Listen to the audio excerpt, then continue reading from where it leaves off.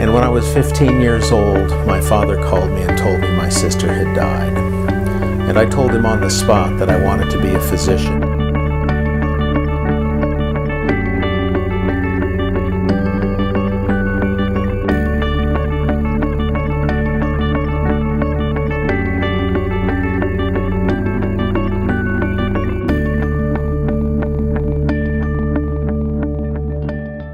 Nobody in either side of my family had ever become a physician, but I was driven since that age to want to pursue medicine.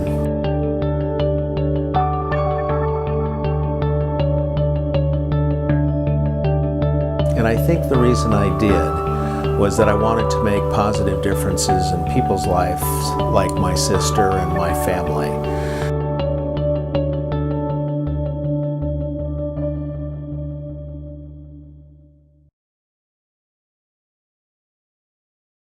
I had just come from a system in which everybody was getting coverage.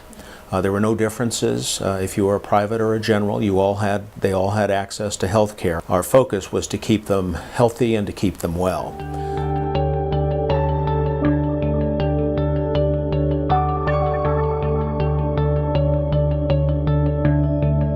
If you take a frog and you put it in water and you slowly turn up the temperature, the frog will boil to death. But if you take the frog and you throw it into a pot of boiling water, it'll immediately jump out.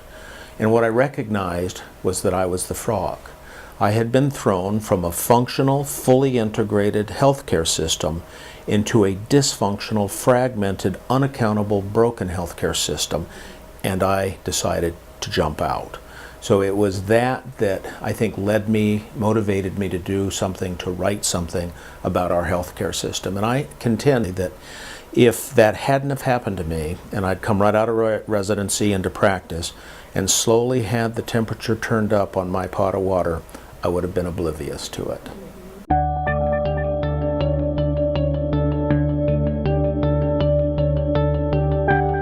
I went in 2008 to a healthcare reform debate that was happening here in Boise. This was after President Obama had been elected, and both the United States Senate and the House of Representatives were contemplating healthcare bills.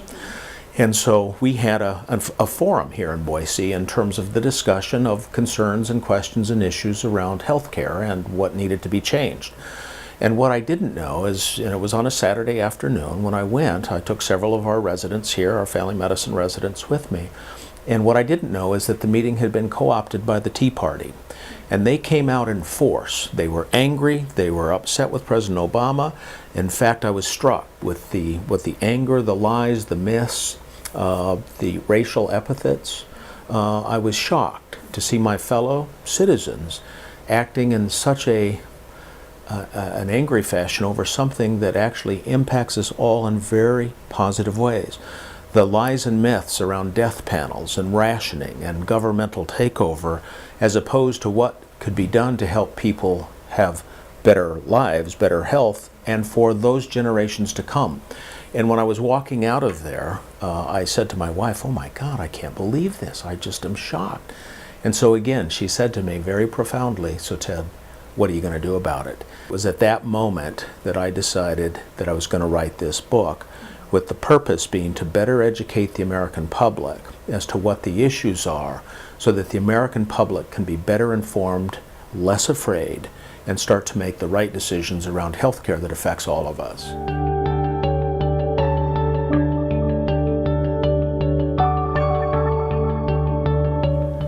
I learned that what we don't have is a healthcare system, but a wealthcare system.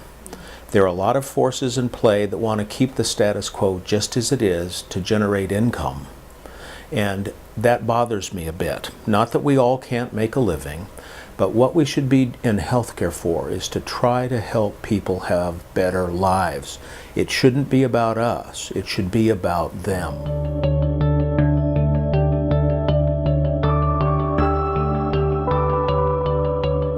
I'm trying to get the message across to anybody that will listen, but most importantly, the American public.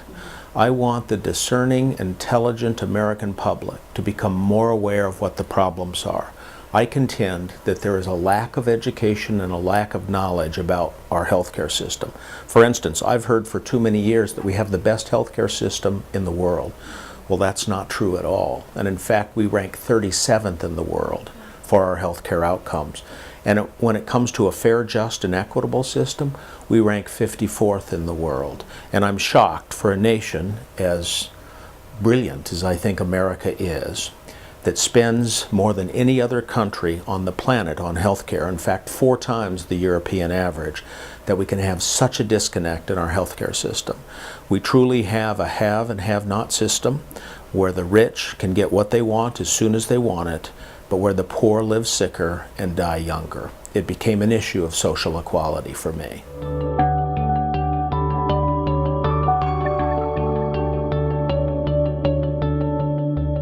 Winston Churchill once said that America will always do the right thing after it tries every other option.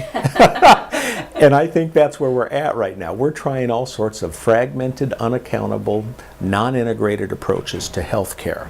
And what I am passionate about is that if we focus on good primary care, if we focus on access to healthcare, the right people going to the right places at the right times for the right reasons, that we're going to help a whole lot more people in the process. What I'm hoping is that we'll start to focus more on health than focusing on disease. We have a distorted way we're looking at healthcare. We're looking more at disease care. We're looking at sickness care. We're not looking at healthcare.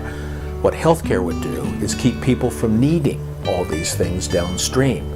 It's like we've built the best fire department in the world. We have all these hooks and ladders and fire engines, and we fight fires like nobody else. But nobody's asking the questions about what's causing the fires. How can we prevent the fires from happening? That's the focus of this book. That's what I'm trying to do.